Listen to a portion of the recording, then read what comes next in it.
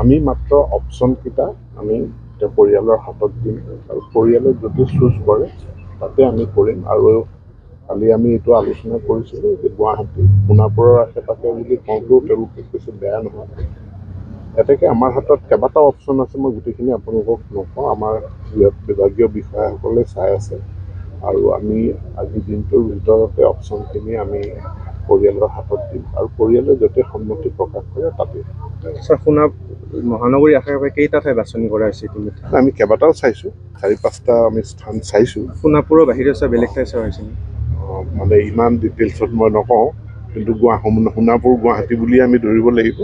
গতিকে গুৱাহাটীতে আমি কেইবাটাও স্থান চাইছোঁ, আটাইকেইটা আমি পৰিয়ালৰ হাতত দিম। তেওঁলোক অপশ্যনকেইটা তেওঁলোকে প্ৰিফাৰ কৰে।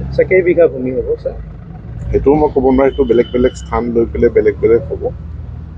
সেই সম্পৰ্কে আমি কোনো মতামত নিদিওঁ, কাৰণ সেইটো ৰাজহ বিভাগে আমাক দিবও পাৰিব লাগিব। গতিকে আগতীয়াকৈ আমি পৰিমাণটো নিৰ্ধাৰণ কৰি দিয়া নাই, কিন্তু যিহেতু আমি তেখেতক আন্তঃক্ৰিয়া কৰিম, তাতে সমাধি ক্ষেত্ৰও আমি যিহেতু নিৰ্মাণ কৰিম, সেই দুখনে আমি চকু ৰাখিম। যিহেতু তাতে আমি পৰৱৰ্তী পৰ্যায়ত যেনেকৈ ডক্টৰ ভূপেন হাজৰিকাৰ ক্ষেত্ৰত এটা সমাধি ক্ষেত্ৰ নিৰ্মাণ কৰা হৈছে, একো আমি কৰিম।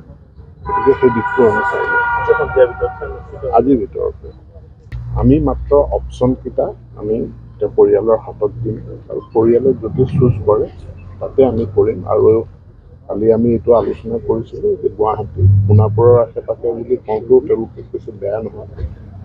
এতেকে আমাৰ হাতত কেইবাটাও অপশ্যন আছে, মই গোটেইখিনি আপোনালোকক নকওঁ। আমাৰ বিভাগীয় বিষয়াসকলে চাই আছে আৰু আমি আজি দিনটোৰ ভিতৰতে অপশ্যনখিনি আমি পৰিয়ালৰ হাতত দিম আৰু পৰিয়ালে য'তে সন্মতি প্ৰকাশ কৰে তাতে। মহানগৰীৰ আশে পাশে কেইটা ঠাই বাছনি কৰা হৈছে ইতিমধ্যে? আমি কেইবাটাও চাইছোঁ, 4-5টা আমি স্থান চাইছোঁ। সোণাপুৰৰ বাহিৰে বেলেগ ঠাই চোৱা হৈছে? মানে ইমান ডিটেইলছত মই নকওঁ, কিন্তু সোণাপুৰ গুৱাহাটী বুলি আমি ধৰিব লাগিব। গতিকে গুৱাহাটীতে আমি কেইবাটাও স্থান চাইছোঁ, আটাইকেইটা আমি পৰিয়ালৰ হাতত দিম। তেওঁলোক অপশ্যনকেইটা তেওঁলোকে প্ৰিফাৰ কৰে। কেইবিঘা ভূমি হ'ব ছাৰ? সেইটোও মই ক'ব নোৱাৰোঁ, সেইটো বেলেগ বেলেগ স্থান লৈ পেলাই বেলেগ বেলেগ হ'ব। সেই সম্পৰ্কে আমি কোনো মতামত নিদিওঁ, কাৰণ সেইটো ৰাজহ বিভাগে আমাক দিবও পাৰিব লাগিব। গতিকে আগতীয়াকৈ আমি পৰিমাণটো নিৰ্ধাৰণ কৰি দিয়া নাই, কিন্তু যিহেতু আমি তেখেতক আন্তঃক্ৰিয়া কৰিম, তাতে সমাধি ক্ষেত্ৰও আমি যিহেতু নিৰ্মাণ কৰিম, সেই দুখনে আমি চকু ৰাখিম। যিহেতু তাতে আমি পৰৱৰ্তী পৰ্যায়ত যেনেকৈ ডক্টৰ ভূপেন হাজৰিকাৰ ক্ষেত্ৰত এটা সমাধি ক্ষেত্ৰ নিৰ্মাণ কৰা হৈছে, একো আমি কৰিম।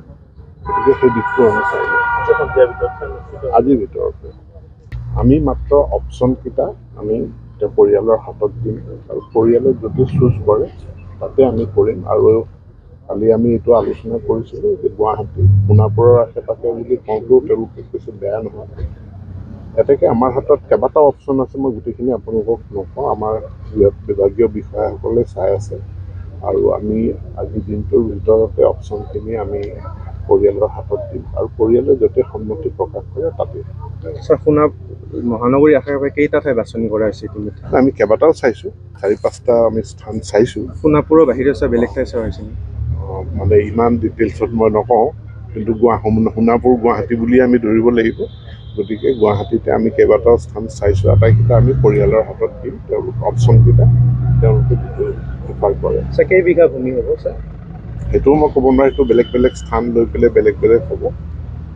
সেই সম্পৰ্কে আমি কোনো মতামত নিদিওঁ, কাৰণ সেইটো ৰাজহ বিভাগে আমাক দিবও পাৰিব লাগিব। গতিকে আগতীয়াকৈ আমি পৰিমাণটো নিৰ্ধাৰণ কৰি দিয়া নাই, কিন্তু যিহেতু আমি তেখেতক আন্তঃক্ৰিয়া কৰিম, তাতে সমাধি ক্ষেত্ৰও আমি যিহেতু নিৰ্মাণ কৰিম, সেই দুখনে আমি চকু ৰাখিম। যিহেতু তাতে আমি পৰৱৰ্তী পৰ্যায়ত যেনেকৈ ডক্টৰ ভূপেন হাজৰিকাৰ ক্ষেত্ৰত এটা সমাধি ক্ষেত্ৰ নিৰ্মাণ কৰা হৈছে, একো আমি কৰিম। গতিকে সেই দিশটো আমি চাই লওঁ আজিৰ ভিতৰতে।